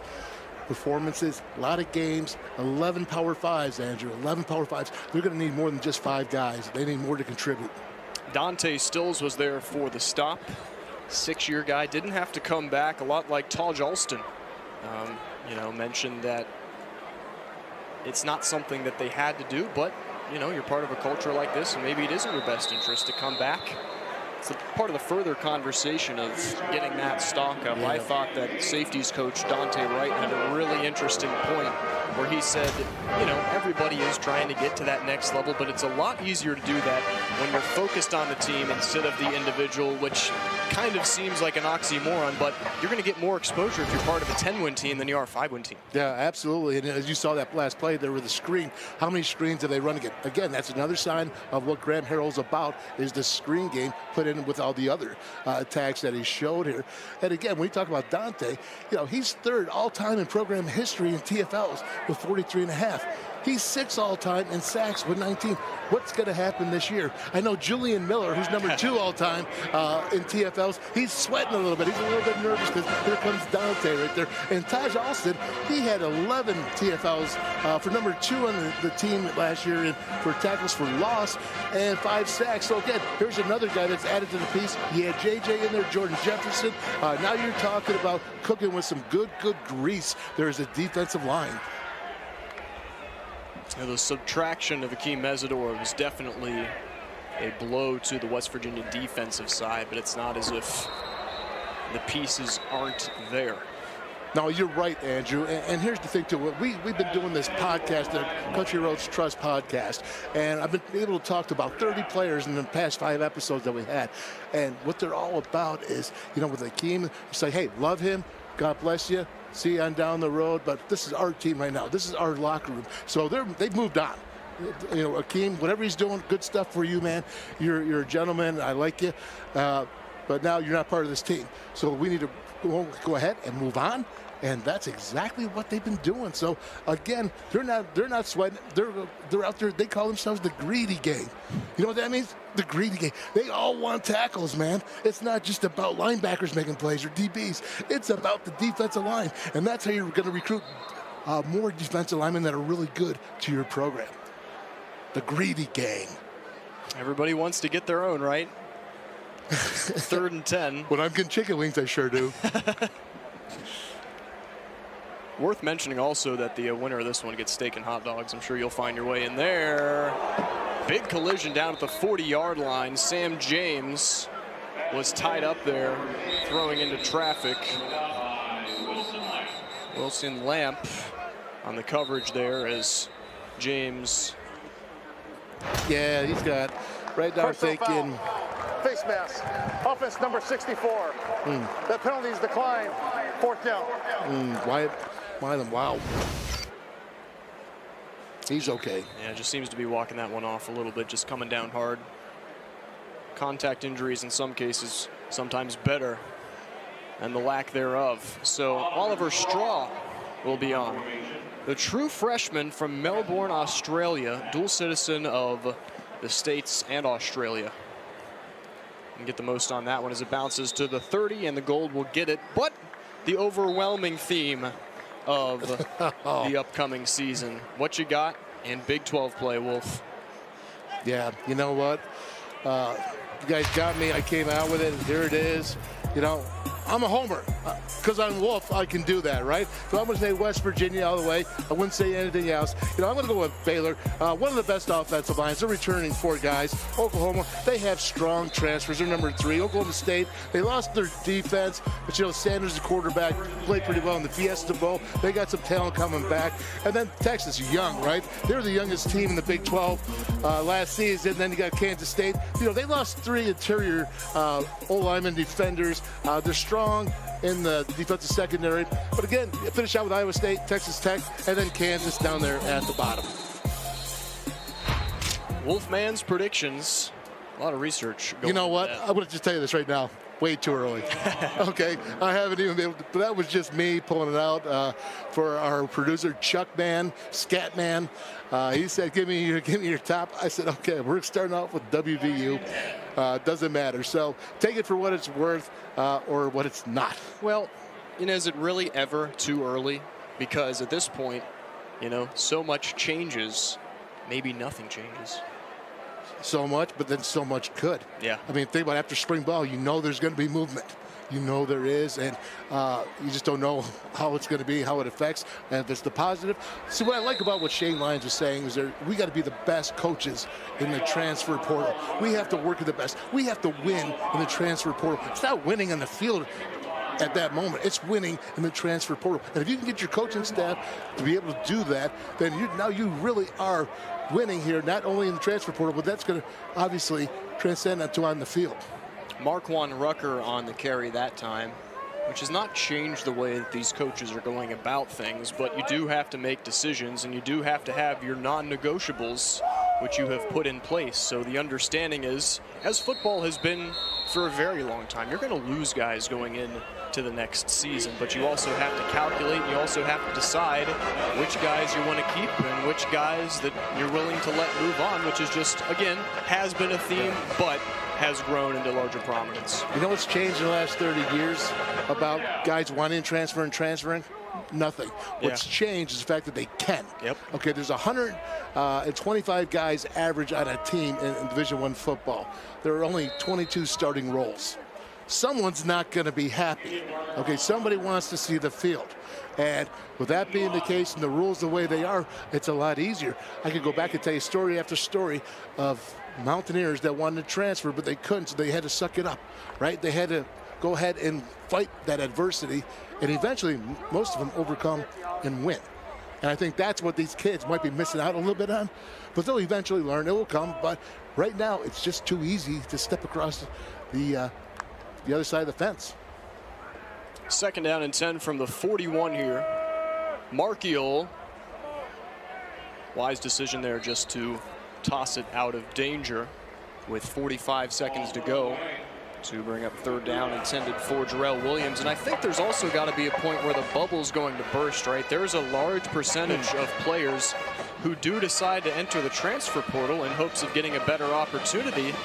But like I said, a large percentage of those guys don't end up finding a new home, and then you're kind of in no man's land. So it's not there. You know, Shane Lyons came back during signing day here in February, or no, it was December, and he talked about 40% of all the young people in the transfer portal didn't even get a scholarship.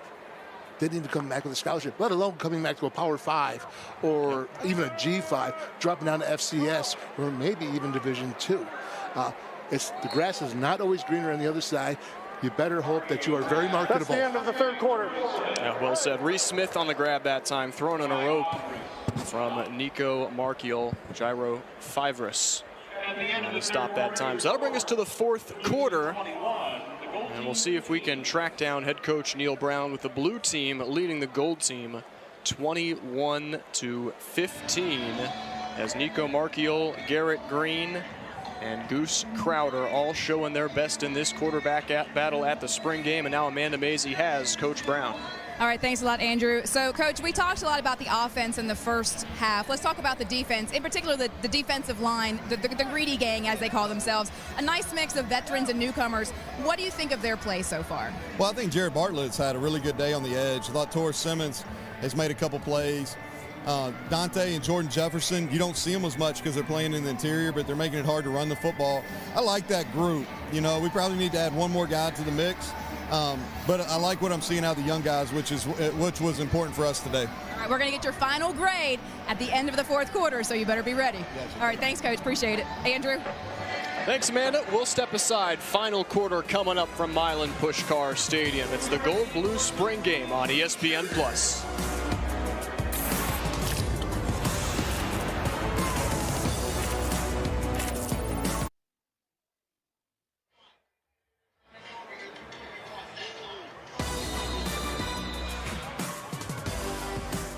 Fourth quarter coming up. Blue team 21, gold team 15. Andrew Caridi and Dale the Wolfman Wolfley ready to go. 4th and 2 is where we jump to it. Nico Markiel from the gun. Gonna give it to Rucker, and he'll power through. Looks like he's got enough for the first down. Yeah, that's a nice push right there. Coming from the redshirt sophomore. Rucker, you know, that is another guy that's just a West Virginia walk-on that comes on and contributes. Neil Brown talks about all the time about how he wants walk-ons to come on and contribute, and you can see with the Nikolic Award, these West Virginia kids, they're making a difference to this program. Up to this point, the quarterbacks, Goose Crowder, 199 yards, 14 of 24. Nico Markiel, 57 yards. He's 8 of 11, and Garrett Green, 132, 5 of 10. Nico at the 50, takes some contact and hard work for minimal yardage. That's why so many times you've heard about Nico, and when he goes out and he wants to make a hit, that's why people love him, because he's not afraid to make that hit. Now, as a coach, do you want him to go out there and make that hit, or just run out of bounds? Right now, I'm going to tell him, son, it's time for you to start running out of bounds and live to play another day. Ja'Cory Hammond. Yep. Yeah, same thing, right? Ja'Cory Hammond on the stop that time, redshirt freshman from Miami, Florida. I thought Coach Brown had an interesting point to all the praise he's given his guys. Torres Simmons making things happen. As again, Nico going to charge through the pile. Gave some credit to Jared Bartlett as well. And then the interior guys, as always, underappreciated, with the exception of the guy who's making the calls. Yeah, as we talked to Coach Brown earlier in the week, he did mention Jared Bartlett as one of the most improved defenders this spring. So him having a big year. He's got 3 varsity letters. You know, he's just getting better. Remember those 3 sacks against Virginia Tech last year. So he's had his day in the sun as well. Jalen Thornton and Torres Simmons coming up to make the stop on the last give. 13 minutes to go, 3rd and 6 for Markiel and the gold team. Trying to take the lead here on this drive. Clock will roll until we are at the 3-minute mark. Good protection pass, tipped. And they'll rule it incomplete. Jairo Favris was there, looking for Jarrell Williams, but touched by a lineman. You can't get the quarterback, put your hand up. And what'd you call him earlier? Flying Dutchman. The Flying Dutchman. I'll tell you what, that's going to stick with me now. I like that. Ball would be placed on the 30-yard line. First down. Go, it's going to be up. Yeah, so I think that's the added situation here that Coach Brown has decided to implement here, as we are getting the later stages in this game. Yeah, you want to try to get as many reps as you can for everybody. So just to add some context to the ongoings for it, here's the scoring and rule list. So you see Coach Brown able to make some adjustments where he sees necessary. He didn't have a fumble in this game, but we did have an interception worth 5 points for the Gold team. And the running clock rule is part of the conversation up until the 3-minute mark. Fairly clean game right now. Yeah. You see that as a coach, you really like that. So if you're joining us late, here's the second half in this Gold Blue scrimmage. And Garrett Green and BFW dropping it in, man. Look at that. Again, he gets there, gets in position in front of the cornerback, rough it, and he makes the big play. Next play later, right off the bat. There he goes. Look at that, 50-50 again. Malachi Ruffin taking the heat for that, but 2 great catches right in a row by Bryce Ford Wheaton. So with the change, it'll be 1st and 10 from the 30. As they will move the Gold team back. And we're getting word that might have a more frequent implementation of these audibles, as Rucker will get the call. Yeah, right now you're trying to get evaluation for the most players that you can. And so you're going to see some other guys getting in there. Might get a little sloppier because they haven't had as many repetitions this spring as the older guys were more experienced. So again, this is where it gets down to just getting guys repetitions, getting them exposure so the coaches can evaluate them. And this is Jake Robbins, 6'1", 200-pound redshirt freshman from Ramsey, New Jersey. Coming from the storied Don Bosco Prep. As this one stays on the ground again over the 35-yard line. As Marquand Rucker again getting the call. Middleburn, West Virginia native. Tyler Consolidated High School. Caden Beiser coming up with a stop that time. Caden Beiser, another Morgantown kid who have had their moments in this game. Beiser, son of Coach Sean, 6 foot, 226 redshirt freshman. And he's getting some praises from the coaching staff as well, a kid that plays hard. Yeah, he has. You know, I coached his father here at WVU. I'll tell you what, he was a tough guy back then. He's a tough guy now at Morgantown High as a coach. All the best to him. And his boy, Caden, I'll tell you, he's a tough kid. He gets in there, he works. He's just another guy. Holding. Defense number 29. A defensive holding call automatic here. First down. Against Mumu bin Wahad. Again, so what do you think about Caden Beiser? Just another guy that's that West Virginia walk-on. It's so important. You can see these players making a difference. I can't stress it enough, and I'll keep stressing as long as I can because they are important. They make up the team. Obviously, you get guys like Wyatt Milam and other West Virginians, you know, Zach Frazier, Dante Stills. They get the scholarships, but you need more, and we need more of those players to come in and infuse this program because they will develop.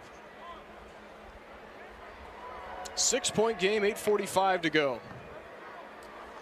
Robbins at the QB position again to Rucker, and he'll push it ahead near neutral territory. Sorry, interesting point here is talking to Chad Scott during the Country Road Trust podcast. He talked about what's the best thing that's happened to your running backs this spring, and he said, wasn't that they made great runs here, they made great reads here. He said that they recognized the blitz.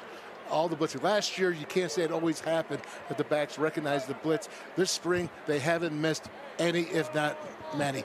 I'm telling you right now, that's a huge thing in pass protection. Jackson Chris now in the game. Redshirt freshman from Canfield, Ohio. To work out of the gun. His team trailing by 6. And Chris looks like he got it on the money. A couple yards short, but out of bounds. His intended receiver, Nick Maurer. Let's take a look at those feet now. Is it a catch? There you go. Not sure. Oh boy, that's tough. Yeah, you know, that's why they don't make me a referee, because I'll get them all. You want to give them the benefit of the doubt? Yeah, you know what? I'm offense. That's a catch. And that back foot was in. It's just the front foot unable to be kept off. Good throw from Jackson Chris, though. As he's going to put it up there down the far sideline again. And just a tad underneath, but do have a flag right at the 20-yard line. Defensive holding. Holding. Defense number 42. 10-yard penalty. Automatic first down. Tyron would be on the hold, and that'll move the chains for the Gold team with 6:53 and ticking. From the snap, here's the play. Gonna put the ball up. Let's see it. Yeah, he holds him. I don't know, I kind of see that in every play that the ball's underthrown. But regardless, this is Neil Brown's show, and he's going to let it go. And it'll be a teaching moment for Tyron or Quigley there. So it's good stuff. Jake Robbins is settled back in. He'll take the snap. Inside blue territory. Finds his man over midfield. Busted open was Michael Evans, the redshirt freshman from Delmont, Pennsylvania. Franklin regional guy. Transfer from Robert Morris finding the soft spot. Oh, we're going hurry now. We'll move it quickly. First and 10 as that one goes for 13 yards from the 25. Robbins up the middle from Rucker, 6 to play. Rucker getting some touches here, Ruth. Yeah, you know, Chad Scott loves him. He is just a guy that gives all he can. He's definitely going to be used on special teams this fall. He had a few touches last year against Long Island, and you just got to love his heart and the effort he gives. He goes out there every day. He said he's always the one level, never up, never two down, one level, always out there ready to give all his best effort. And consistency and being able to gel more than anything else, the important aspect. Coaches love it. Robbins, nice move to the inside, down to around the 10-yard line, showing himself some footwork to move the chains. All right, checking out the receivers. Check down, nothing. Let's roll. And now he's going to make a juke in there, and, well, better get down, son. Because that hurts when he don't. All right, more red zone offense for this group. Seeing the 3 and 4 guys showing up. Cavallero, Robbins, and Jackson Christ all getting touches here in the fourth quarter. Robbins give to Rucker. Gonna bounce it to the outside and get in there for the score. Gold team takes the lead with an extra point, 21 all. And that's why Chad Scott loves Marquand Rucker, because he's always giving you right there. Look at that. Oh, that's a nice bounce. You know what? That's a play. That's a running play. That's a run. Yeah. Right there. That's a good job. Tyler consolidated, man. Let's go. More West Virginians. TC DNA. This is Danny King for the lead. And the Gold team has got it 22-21 with 4:15 to go. Wolf, we got a game all of a sudden. Sometimes the spring game lacks drama a little bit, but here we are. I love it. Competition. Gotta love this in the fourth quarter of the spring game. Little competition. All right, so when we're done, baseball already in action. West Virginia baseball team is in Lubbock. Mountaineers take on the number 8 Red Raiders of Texas Tech. And you can catch today's doubleheader following this, airing on Big 12 Now on ESPN Plus. So you got a 2 p.m. game, which is already underway, bit of a break there. And then 5:30, and then finally the series finale Sunday. Check it out. The West Virginia baseball team 5-1 in the third. Well, these guys are legit. Well, not only are they legit, but I tell you what, they love to steal bases. I'll bet you we leave this series, Texas Tech better watch and look for the home plate, because we may take it with us.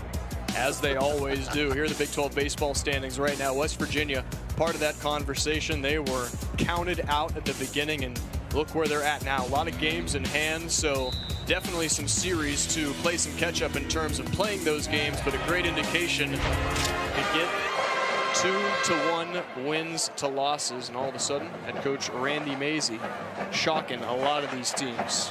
Mazey ball, man. Mazey ball. Gotta love it. I know someone down there in the sideline is. Oh, yeah. Nico Marchiol will get back out there for the blue team this time. in the 1-point game with 3 minutes to go in the 4th quarter of the spring game. Mark Yule with so much expectation placed on his shoulders. Let's see what he's got. As young as you can get. Will take the snap. Goes for the safe play outside the numbers. They will blow it dead around the 30-yard line. As again, Mark Yule showing great composure. N.J. Dixon on the grab that time. Yeah, I'm glad they showed that play because I think you're going to see a lot of this. In the Graham Harrell offense, not only going to see what he's demonstrated in the passing game, but this check down to the running back will be a big part. And it wasn't previously. Absolutely. So the running backs, all 4 of them, they can catch the ball. Yeah, so Graham Harrell in his first year with the Mountaineers in 2021, USC led the Pac-12 and was number 17 nationally in passing offense, red zone offense, number 20 in 3rd down conversion percentage. A high pedigree of ball moving ability, as James couldn't reel that one in, but we do have a late flag. Holding, defense, number 95, 10-yard penalty, automatic first down. Defensive holding from the redshirt junior Jordan Jefferson. With 2:14 to go. That's not hard for him because JJ, he is the strongest Mountaineer out there. Obviously, Zach Frazier's right in that realm with him, but it's pretty well known that JJ is the strongest. So when he gets a hold of you, you're not going anywhere.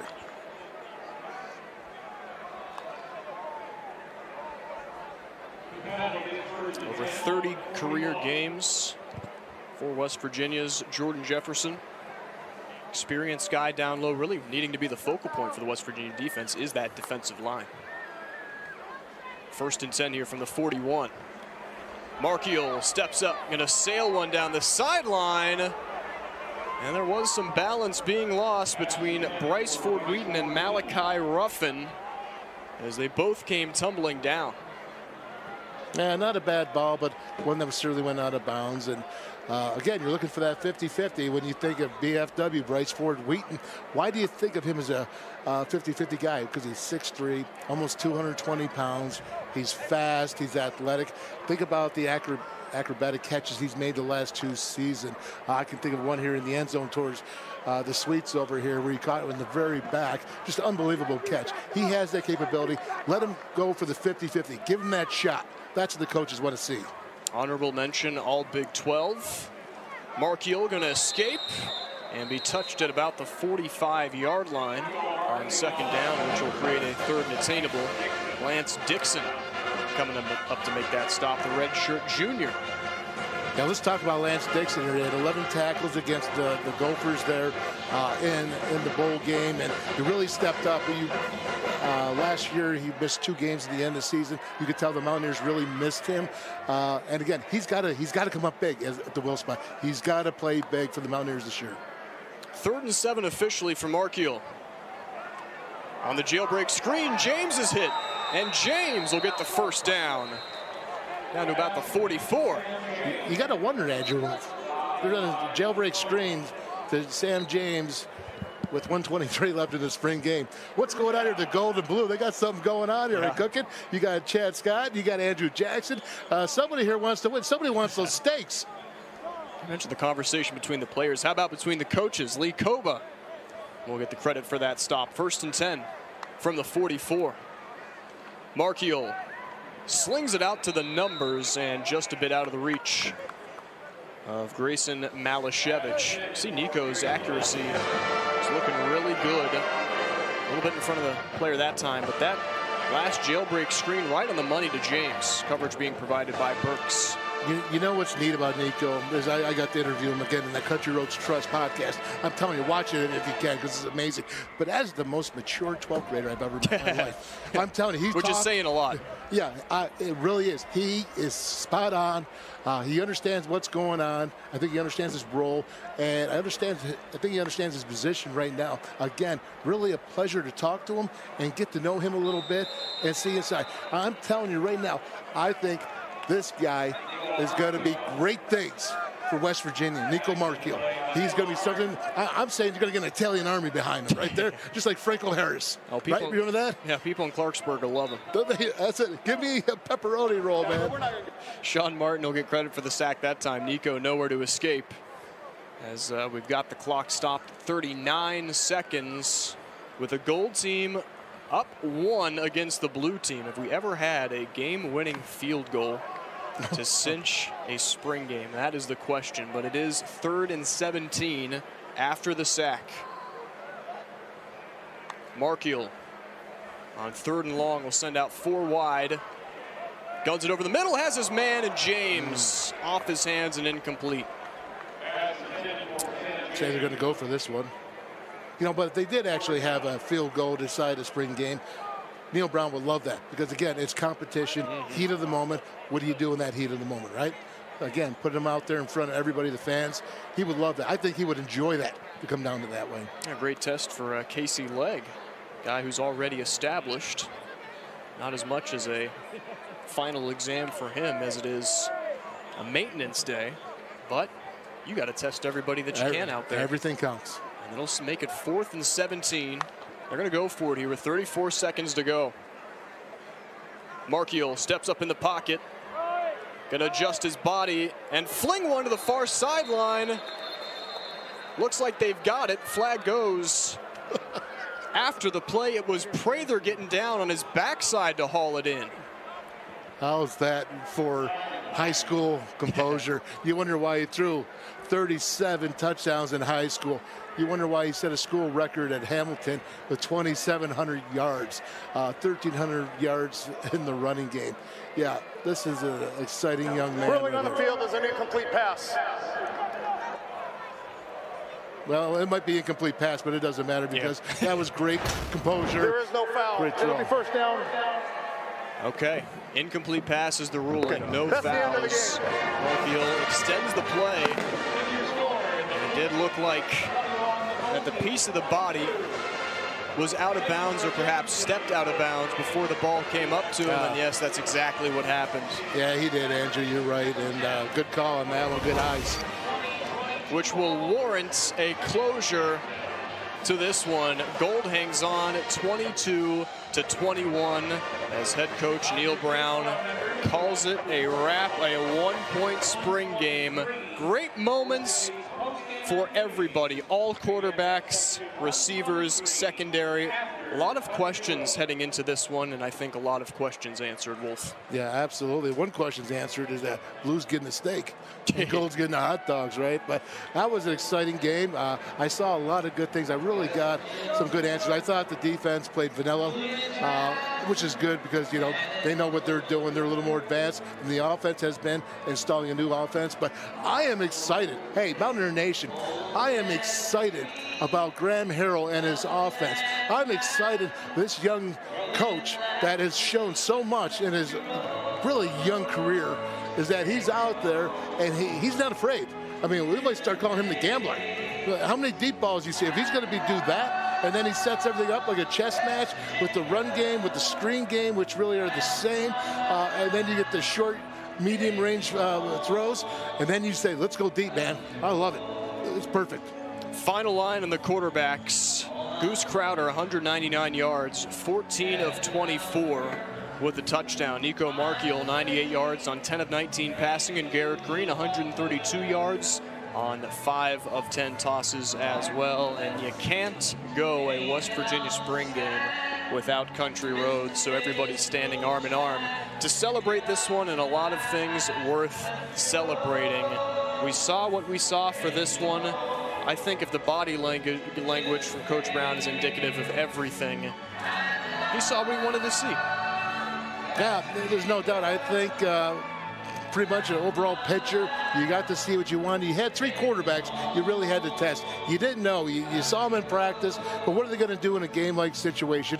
What are they going to do in front of a live crowd and being on TV there? So, again, I think all 3 quarterbacks stepped up, certainly at times, and really exciting.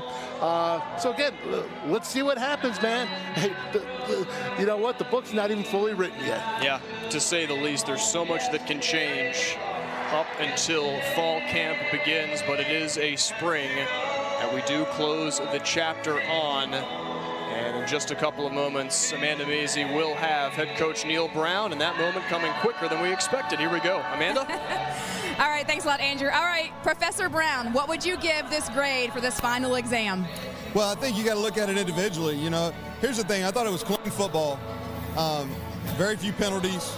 I think we only had one turnover for the whole game. I thought the quarterbacks managed the game well. Decision-making, we got a little work to do. And I thought the defense answered in the second half because they didn't play as good as they can in the first half, but I thought they did some good things. No major injuries. Everybody got to play. I know there were a lot of questions coming into this game about the quarterbacks. What did you see out of the three? Will, Garrett, and Nico. I mean, I thought Will did a great job. Garrett with his feet. I mean, it just seemed pretty solid, pretty steady. Yeah, I thought all three of them were solid. I think Goose had his best day of spring today. I mean, I thought that was the best that he's thrown the football. Garrett, some highs and some lows. He can't have the interception. But I thought he did a really good job maneuvering in the pocket. And I thought Nico, it was good and bad. What you expect out of a high school senior. I thought he ran the ball and he was effective. I thought he was effective in his short throws. We got to get more accurate on his deep ones. All right, one more question. You said that this game allows you to look at some backups who could become starters. Did you see some guys that really stood out that, hey, this guy might be a starter in the fall? Well, I don't know about starters, but I think it's about earning playing time, and I think a guy like Torres Simmons did some good things today. I think in the back end, I was pleased that Charles Woods played at a high level. He was a part-time starter last year. He's going to step into a starter role. Aubrey Burks, for sure, played well today. Hershey got banged up a little bit and didn't get his play as much in the second half. I thought Mumu today, our freshman corner, I thought he showed that he might be ready to play. And then on the offensive side, Jaquay Hubbard at right tackle had a nice day. And then I thought that Preston Fox, we talked about him a lot in the first half. I thought he had a nice day. Absolutely. Well, thanks for joining us for the broadcast and all the access. And there's a lot of work to be done, but I think we're all pretty excited for the fall. Thanks, Coach. Appreciate it. Good luck. All right, Andrew. Thanks, Amanda, and thanks to Coach Brown for all the insight he was able to give us for today. And our final score, Gold 22, Blue 21. Gold gets the steak, Blue stuck with the hot dogs. So for Dale Wolfley and Amanda Mazey and our entire production crew, including director Eva Buckman and our game producer Chuck Scatterday, I'm Andrew Caridi, and all games airing on the ESPN networks are streaming live and archived on the ESPN app. This has been a presentation of ESPN.